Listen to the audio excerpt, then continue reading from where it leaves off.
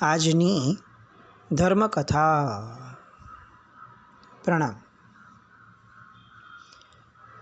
આપણે જોયું પન્યાજી મહારાજનું જીવન, એનું એવું ઉજ્જવળ પાનું કે જે પાનાને સાંભળતા સાંભળતા આપણા આંખમાંથી આંસુ પડે ને પડે જ. આટલા મોટા મહાત્મા પન્યાજી મહારાજ, જેમના પ્રવચનો સાંભળવા લોકો, વિદ્વાનો બધા આમ ભાગીને આવતા હોય, એવા ગુરુ ભગવંતના પ્રવચનને કોઈ એક વ્યક્તિ કોઈ પણ બેઝ વગર પડકારે એવું નહીં, સીધું પોતાનું સ્ટેટમેન્ટ આપી દે કે આ મહારાજ સાહેબ બધાની બુદ્ધિ બગાડવા બેઠા છે. અને એવું નહીં કે ફક્ત સ્ટેટમેન્ટ આપે, સાહેબના વ્યાખ્યાનમાંથી પર્ટિક્યુલર વસ્તુઓને ટાંકે કે જો આ વસ્તુ શાસ્ત્ર સંમત નથી. એવા સમયે આપણા જેવા વ્યક્તિ અત્યારે આ થયું હોય તો આપણે ચોક્કસ એવું વિચારીએ કે ચાલો પેલા વ્યક્તિનો વિરોધ કરવા માટે એવું નહીં, પણ તમારી વસ્તુઓને શાસ્ત્ર સાથે સંમત નથી એવું ચેલેન્જ આપી છે તો તમારે જવાબ તો આપવો જોઈએ ને. આજે આપણી વિચારસરણી લગભગ બધાની આપણે ઘણી બધી વાર આવું વસ્તુ કરતા હોઈએ એટલે એમ ઘણી વાર કહીએ કે મેં શાસ્ત્ર વચનોની રક્ષા માટે મેં આ કર્યું. બધા પર્સપેક્ટિવ છે. અત્યારે આપણને જે લાગે છે એ પણ યોગ્ય હશે, સાહેબને જે લાગ્યું એ પણ યોગ્ય હશે, પણ મજાની વાત એ થાય છે કે સાહેબે જે કર્યું કે એમને કોઈ પ્રતિભાવ જ ન આપ્યો. જાહેરમાં વ્યાખ્યાન પૂરું થયું પછી સામે ચડીને એ ભાઈને બોલાવીને કીધું કે આ ગ્રંથો વાંચી લો. તે ગ્રંથો વાંચ્યા અને પેલા ભાઈને એમ થયું કે મેં તો આ ભયંકર મોટી ભૂલ કરી છે, આનો રેફરન્સ ઓલરેડી આ ગ્રંથોમાં તો આપેલો હતો. અને ભાઈ આવીને પૂછે પાછા કે સાહેબ આવું કેમ કર્યું, આપે કેમ મને જાહેરમાં એ સમયે જવાબ ન આપ્યો. અને સાહેબ બહુ પ્રેમથી એમને એમ કે તમારી એ સમયે જે ક્રોધની અગ્નિ હતી, વેરની, એ અગ્નિથી ન ઠરત, એ જળથી જ ઠરત. અગ્નિની સામે અગ્નિ એ જૈન શાસનને માન્ય ન હોય. અને એનું પરિણામ શું આવ્યું, સાહેબે આ કર્યું એનું કે પંડિતજીના આંસુ પેલાના બહુ ઘેરા બન્યા. પોતે એ દિવસે તો પાછા ઘરે આવી ગયા, પણ બીજે દિવસે ફરીથી પ્રવચનમાં ગયા. પ્રવચન ખીચોખીચ ભરાયેલું હતું ને અડધું પ્રવચન થયું ત્યાં ભર સભામાં પોતે વચ્ચેથી ઊભા થયા અને પોતાના ગઈકાલના અપરાધની જાહેરમાં ખૂબ રુદનપૂર્વક ક્ષમા માંગી. એટલું જ નહીં, જણાવ્યું એમણે કે પન્યાજી મહારાજનો જે એંગલ છે વિચારવાનો એ કેટલો અદ્ભુત છે. સાહેબજીનો જય જયકાર થયો, એના કરતાં વધારે પરમાત્માના શાસનની વાતોનો જય જયકાર થયો. સ્વેચ્છાએ સ્વીકારેલી તકલીફો એ ક્યારેય કષ્ટપ્રદ નથી લાગતી. વાંધો એ છે કે આપણે કોઈ પણ માનસિક કે કાયિક તકલીફોને સ્વેચ્છાએ સ્વીકારવી જ નથી હોતી. સમભાવ યા તો આપણે સહન કરીએ છીએ અને યા તો આપણે વિરોધ કરીએ છીએ. પન્યાજી મહારાજ એ સ્વીકાર ધારાના હતા. આ ક્ષણે મારું રક્ષણ, મારી રેપ્યુટેશનનું રક્ષણ, શાસ્ત્રો વાચનોનું રક્ષણ, સભાના ભાવપ્રાણનું રક્ષણ, આ બધા કરતાં વધારે મહત્ત્વનું પેલા પંડિતજીના મૈત્રી ભાવનું રક્ષણ છે. આ વાત અગ્નિથી ન ઠરે, આ વાત, આ બધું આપણે ક્યારે આપણા જીવનમાં લાવશું. અત્યારના જૈન શાસનની પરિસ્થિતિ જોઈ અને ખરેખર એવું લાગે કે પન્યાજી મહારાજના માર્ગે ચાલવામાં કદાચ સેંકડો વર્ષો સુધરી જશે. આખી ને આખી યુવા પેઢી આ જ મુદ્દે આપણાથી દૂર થઈ રહી છે કે બધી જગ્યાએ અહીંયા અગ્નિની સામે અગ્નિઓ જ છે અને ક્યાંય આપણને એમ નથી થતું કે અગ્નિને ઠારવા જળ જોઈએ, ચાલો આપણે જળ આપીએ.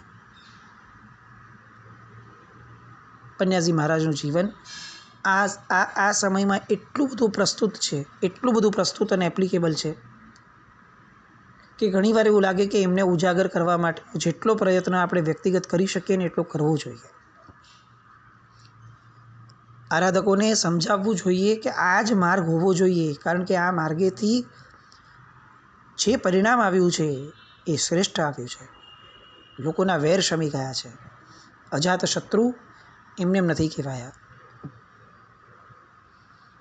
સાહેબ ત્યાંથી ભુજપુર ગામની અંદરનો એ ચાતુર્માસ પૂર્ણ કરી સરસ મજાની આરાધનાઓ કરાવીને ત્યાંથી વિહાર કર્યો.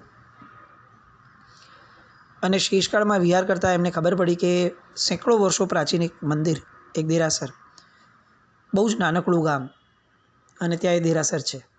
હાર્ડલી કોઈ આવે જાય છે, ખાલી પૂજારીને 2-4 જણ કદાચ હોય તો. એક્ઝેક્ટ પાકિસ્તાની બોર્ડર ઉપરનું એ દેરાસર. એકાંત મળતું હોય તો સાહેબ તો લલચાય જ.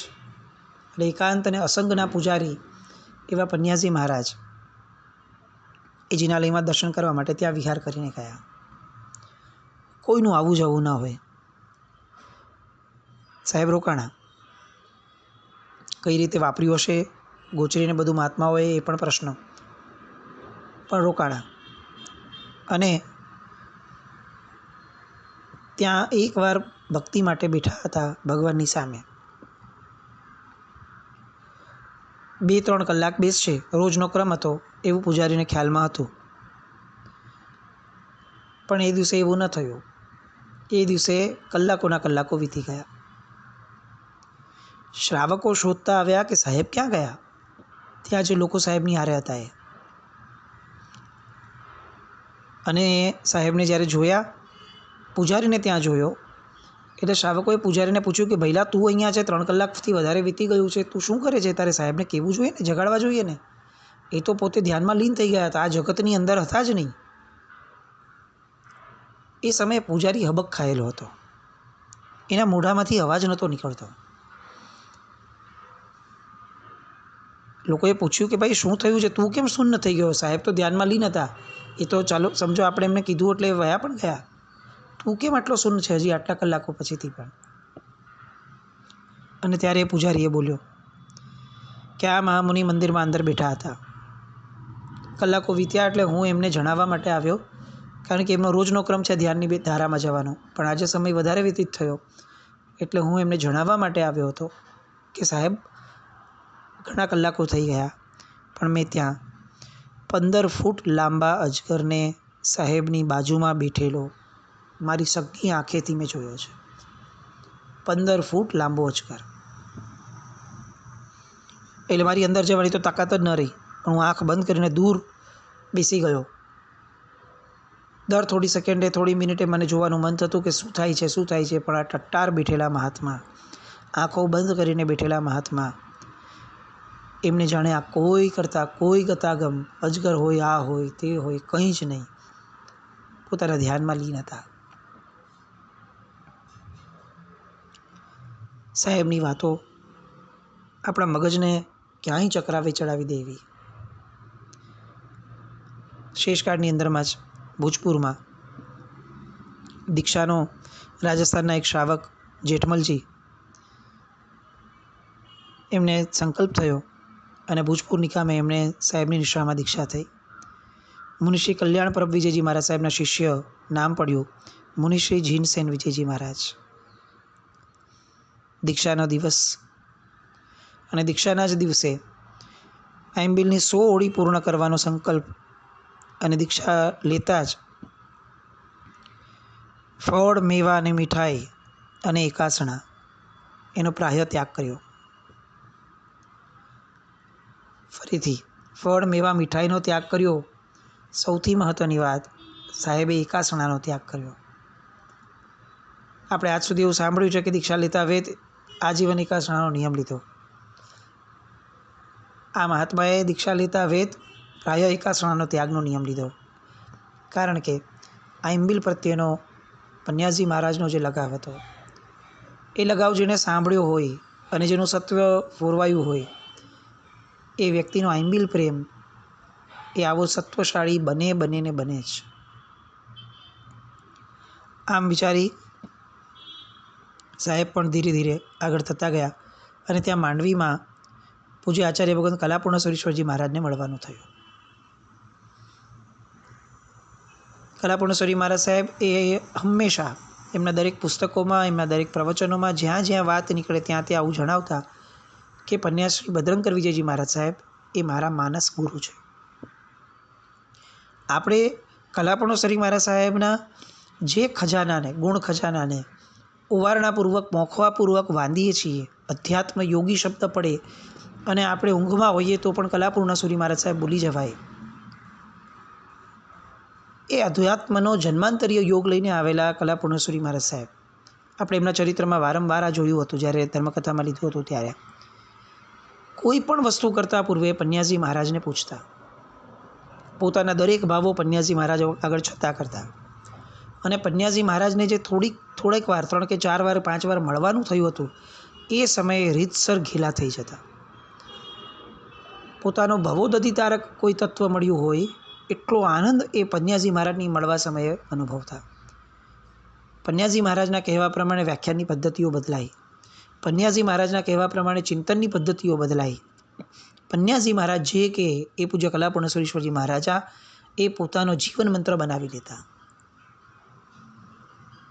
આવા પન્યાજી મહારાજ. એમણે એ સમયે સાહેબને સજેસ્ટ કર્યું કે તમે થોડોક તમારો હવે ભક્તિનો ટ્રેક છે એને એક બીજી દિશા આપો. અને એટલે એમણે સજેસ્ટ કર્યું કે હરિભદ્ર શ્રી મહારાજ સાહેબના ગ્રંથો યોગ દ્રષ્ટિ સમુચ્ચય, યોગ બિંદુ આ બધા ગ્રંથોનું પઠન કરો. નિશ્ચયલક્ષી જીવન બને અને વ્યવહાર સુદૃઢ બને એ માટે આ બધા જ ગ્રંથો વગેરે જે છે એ વાંચવું, સમજવું, સાંભળવું, પઠન કરવું, સ્વાધ્યાય કરવું આ બહુ આવશ્યક છે. સાહેબે તહત્તી કરી, સ્વીકાર કર્યો. અને ત્યારબાદ પૂજ્ય પ્રેમશ્રી મહારાજ સાહેબના આદેશને આગળ વધારીને સાહેબ ગુજરાત તરફ આવ્યા. ચૈત્રી હોળી પાનસરમાં થઈ. આ પાનસરની અંદરમાં એક ઘટના બની, અદ્ભુતતમ કહી શકાય એવી ઘટના. આજે આપણે બધા જ એ ઘટનાના ફળ ચાખીએ છીએ એવી ઘટના. 600 આરાધકો પધાર્યા. એ 600માંનું એક વ્યક્તિ, એક આરાધક, એમનું નામ રાજનગરથી જે આવ્યા હતા એમનું નામ સુશ્રાવક શ્રી ચંદુલાલ સાકરચંદ શાહ. જૈન જગતનું દુર્ભાગ્ય છે કે આ નામ પ્રચલિત ક્યારે કર્યું જ નથી. અને કદાચ આપણા બધાની કમનસીબી છે, આપણા નેતૃત્વની ખામી, આપણી પોતાની ખામી, બધાની ખામી કે આપણે આવા ઉત્તમ પુરુષો એમને ઉજાગર કરવામાં હંમેશા આપણે પાંગળા રહ્યા છે. આટલી વેદના ટલવાઈ છે, કદાચ એવું લાગતું હશે કે આટલું બધું કેમ બોલાય, પણ આગળ સાંભળશું તો ખ્યાલ આવશે કે આ નામ ખરેખર કેટલું ફલક ઉપર મોટું થવા જેવું હતું જે ક્યાંય નથી થયું. સુશ્રાવક ચંદુલાલ સાકરચંદ શાહ. શું હતું એમનું જીવન, કેમ આટલું વૈશિષ્ટ્ય હતું? સ્વતંત્રતા સંગ્રામ વખતે એમણે જેલવાસ પણ કર્યો હતો. જન્મભૂમિ પત્રના ખબરપત્રી તરીકે એમણે વિદેશ યાત્રાઓ પણ કરેલી. દૂધમાંથી ઘી બને એની એક આખી નવી પદ્ધતિ એમણે સિદ્ધ કરી હતી. એ આ સિદ્ધ કર્યા પછી પોતાની માતા પાસે ગયા કે આખું જગત અત્યારે મારી વાહવાહી કરે છે, તમે કેમ નથી કરતા? અને ત્યારે જન્મદાત્રી માતાએ એમને એમ કહ્યું કે જે અધ્યયન તને આત્માના વિકાસમાં સહાયક થાય એ જ સિદ્ધિ કહેવાય અને એ જ પ્રગતિ કહેવાય. દૂધમાંથી દહીં બનાવવાને આત્મા સાથે શું લેવા દેવા? તું તારા આત્માને પ્રાપ્ત કરે તો હું તારા વખાણ કરું. એમણે તરત પૂછ્યું એ મને ક્યાંથી શીખવા મળશે? અને એમના માતાજીએ જવાબ આપ્યો, જા પન્યાજી ભદ્રંકર વિજયજી મહારાજ સાહેબ પાસે. અને માતાના વચન ઉપર એ જ ક્ષણે પોતાનો જેટલો પણ એ કાર્યકાળ ઊભો કર્યો હતો બધાને એ ક્ષણે ત્યાગી અને પન્યાજી મહારાજ પાસે પહોંચી ગયા. રોજ આવે સાહેબ પાસે અને ભવ અને પરભવ સુધારવાના પુરુષાર્થની વાતો કરે. રોજના 7-8 કલાક સુધી સાહેબની પ્રેરણા પ્રમાણે અધ્યયન કરે. શાસ્ત્ર અભ્યાસ માટે જે જરૂરી હતું એ શીખવાનું શરૂ કર્યું. 7 નય શીખ્યા, 4 નિક્ષેપા શીખ્યા, 2 પ્રમાણ શીખ્યા, સપ્તભંગી વગેરે શીખ્યા, દ્રવ્યાનુવાદના અલગ અલગ વિષયો શીખ્યા એવું નહીં, બધાના ઊંડાણમાં ગયા. અને સાહેબ એમની મેઘાશક્તિ જોઈ, એમની ઈચ્છાશક્તિ જોઈ અને એ દિશામાં સ્પષ્ટ અને તીવ્ર માર્ગદર્શન એમને આપે. આ માર્ગદર્શનના કારણે એમની જે પ્રજ્ઞા હતી એની અંદરમાં તર્ક, તુલના, ઇતિહાસની દ્રષ્ટિએ બધું ઉમેરાયું. અને ફળ સ્વરૂપે એમણે એક પુસ્તક લખ્યું, અનેકાંત અને સ્યાદવાદ. બસ આ પુસ્તક લખ્યું ત્યાર પછી પોતે પોતાની માતાને મળવા ગયા. ત્યાં સુધી એમણે પૂર્ણપણે ઘરનો ત્યાગ કરેલો. આપણને આગલા દ્રષ્ટાંતો આવા બહુ યાદ આવે કે મહાપુરુષ હાથીની અંબાડી પર આવ્યા હતા, માતા જોવા ના આવી એટલે માતાને પગે લાગવા ગયા અને માતાએ કીધું કે તું જા, અને જૈન તત્વો ભણ. આ દ્રષ્ટાંત આપણને જિંદગીભર યાદ રહેવાનું. બહુ વાર મહાત્મા વગર સાંભળ્યું, પણ આ સાવ નજીકનું દ્રષ્ટાંત, સાવ 50-60 વર્ષ પહેલાંનું દ્રષ્ટાંત, 70 વર્ષ પહેલાંનું, એ આપણને સાંભળવામાં પણ આપણને આવતું નથી. ચંદુલાલભાઈ આગળ વધ્યા આ વસ્તુથી, અને એમણે હવે ગુરુની નિશ્રામાં પોતાને ચાનક લાગી એટલે એકાંત સાધવા માટે પોતે પાનસર 1 મહિના માટે રોકાયા. એ સમય દરમિયાનમાં સાહેબ હસ્તકથી એમને એક પ્રાકૃત વિભાગનો ગ્રંથ મળ્યો. નામ હતું 108 નમસ્કાર વાવલી. એનું મનન કર્યું અધ્યયન કરતાં કરતાં. એક દિવસ કંઈક એવું એમને વાંચવા મળ્યું કે જે વાંચતા પોતે એટલા બધા પુલકિત થયા, હૃદય એમનું એટલું બધું રોમાંચિત થઈ ગયું, એમની રોમરાજી એટલી બધી વિકસવર થવા લાગી 3.5 કરોડ રૂવાડામાં, જાણે કંઈક બહુ જ મોટો આનંદ પ્રસર્યો. અને એમનું જે અપાર્થિવ ચિત્ત હતું એ આનંદથી એટલું બધું છલકાઈ ગયું કે પોતે જે ગ્રંથને વાંચતા હતા એ ગ્રંથને લઈ અને ત્યાંના મૂળ નાયક ભગવાન વર્ધમાન સ્વામી ભગવાન એની સામે જઈને નાચ્યા. ગ્રંથ મસ્તક ઉપર હતો અને પગ એ ગ્રંથના આનંદને વ્યક્ત કરવા માટે સતત નૃત્ય કરતા હતા. અત્યંત ભાવવિભોર બની ગયા. અને એ ભાવવિભોર બનવાની ક્ષણોમાં એમના મુખમાંથી અનાયાસે કેટલીક કડીઓ નીકળવા લાગી. અને વર્ધમાન સ્વામી ભગવાનની સામે બોલવા લાગ્યા, જે 14 મહાસ્વપ્નો થકી નિજ માતને હરખાવતા, વળી ગર્ભમાહી જ્ઞાનત્રય અને ગોપવી અવધારતા, ને જન્મતા પહેલા જ 64 ઇન્દ્ર જેને વંદતા, એવા પ્રભુ અરિહંતને પંચાંગ ભાવે હું નમો. 1, 2 ધડ સ્તુતિઓ બોલાવા લાગી. અને આજે આપણે એને અરિહંત વંદનાવલી તરીકે ઓળખીએ છીએ. હજારો લોકો આ સ્તુતિ થકી પ્રભુ ભક્તિમાં તલ્લીન થાય છે. કેટલાએ આ ભક્તિ દ્વારા પોતાના કર્મોનો ખાત્મો બોલાવ્યો હશે. કેટલીય પાઠશાળાઓ, કેટલાય સંઘો આ સ્તુતિમાળાને પ્રમોટ કરતા હશે. પણ ક્યાંય આપણને આ ઘટના સાંભળવામાં જ નથી આવતી કે આ સ્તુતિની રચના કઈ રીતે થઈ. એક એવો આનંદ હશે કે જ્યારે પરમાત્માનું નિતાંત સ્વરૂપ જે સ્તુતિઓથી સમજી શકાય, એક એક શબ્દ સાંભળી અને પરમાત્મા પ્રત્યેનો અહોભાવ ઉભરાય, એ સ્તુતિઓની રચના એ ચંદુલાલભાઈએ ત્યાં વર્ધમાન સ્વામી ભગવાનની સામે પાનસરમાં ઊભા ગ્રંથ લઈને નાચતા કરી. આપણને અરિહંત વંદનાવલી ગમે છે, પણ અરિહંત વંદનાવલીનું મૂળ એ આપણને સાંભળવામાં ક્યારે પણ ઇંતજારી નથી થઈ. પન્યાજી મહારાજનો પ્રભાવ આ જૈન શાસનને આવી સરસ મજાની સ્તુતિઓ પ્રાપ્ત થઈ. ત્યાં પછીનો પ્રવેશ સાહેબનો ચાતુર્માસનો થયો નવા ડીસામાં. રોજની જે પ્રવચન વાણી હતી એના કારણે ઘરે ઘરે પ્રભુ પૂજા, સામાયિક પ્રતિક્રમણ, ચોવિયાર, આ બધી ધર્મક્રિયાઓ થવા લાગી. એકવાર એવું થયું કે સાહેબના સંસારી ભત્રીજા એ લગ્ન થયા અને વંદન કરવા માટે આવ્યા. ત્યારે પાલિતાણા જે ટ્રેનમાં જવાનું હતું એ ટ્રેનમાં જવા માટે નીકળતા હતા અને અચાનક સાહેબે છેલ્લે એમને ના પાડી કે આ ટ્રેનમાં તમારે નથી જવાનું. તરતથી જ કર્યું, બીજો કોઈ સવાલનો વિકલ્પ ન હોય. કારણ ન સમજાયું. કારણ બીજા દિવસે સવારે છાપામાં એમને સમજાયું. કારણ કે એ જે ટ્રેનમાં જવાના હતા એ ટ્રેનનો અકસ્માત થયો હતો. ગુરુ કૃપાથી શું ન થઈ શકે એની અનુભૂતિ આવા સેંકડો લોકોને થઈ. લોકો રૂટીન ધર્મક્રિયાઓમાંથી આત્મલક્ષી ધર્મક્રિયા તરફ વળ્યા. સાહેબે ત્યાં ધર્મચક્ર નામનું એક માસિક પણ શરૂ કર્યું હતું, જેના કારણે એમના વિચારો અલગ અલગ નગરો અને શહેરમાં પહોંચવા લાગ્યા. આ રીતે સાહેબ પોતાના ક્રમમાં આગળ વધતા હતા, પણ પોતાના પ્રિય શિષ્ય વજ્રસેન વિજયજી મહારાજ એ 12 મહિનાથી સાહેબથી અલગ હતા. અને 12 મહિના થઈ ગયા એટલે એમણે ભદ્રંકર વિજયજી મહારાજ સાહેબને લખ્યું કે સાહેબ મારે હવે શું કરવું. સાહેબ વગરની વ્યથા એ કોઈ કાળે એમનાથી સહન થાય એવી ન હતી. અને સાહેબનું ઘડતર કેવું, પોતાનો પ્રિયતમ શિષ્ય કહી શકાય. 12 મહિનાથી સાહેબે એમને વિખૂટા રાખ્યા છે. ધારે તો કંઈ વાંધો જ નથી, ત્યાં અધ્યયન માટે છે, અહીંયા અધ્યયન કરી લે. પણ આ ઘડતરનો પ્રકાર હતો 12 મહિના પછીથી પણ જ્યારે શિષ્ય લખે છે કે સાહેબ હવે મારે શું કરવું, એના દ્વારા ગર્ભિત રીતે જણાવવા માંગે છે કે સાહેબ હવે મારે તમને મળવું છે, અને સાહેબ એમને કોઈ પણ જાતનો એ દિશાનો પ્રત્યુત્તર આપવાના બદલે ફક્ત ચબરખીની અંદરમાં એટલું લખીને મોકલાવે છે કે આટલી નાની ઉંમરમાં તમારા મનના વિચારો લખવાની શક્તિ જે રીતે ખીલી છે તે જોઈને મને આનંદ થયો, તમારો વિકાસ થઈ રહ્યો છે તે જોઈ અને મને સંતોષ છે. સામાન્ય લાગે કે આમાં મારા પ્રશ્નનો જવાબ ક્યાં છે, મારે આપને મળવું છે, પણ આ ગુરુ અને શિષ્યની વાતો હતી, આપણા જેવા બુદ્ધિજીવીઓનું કામ નથી.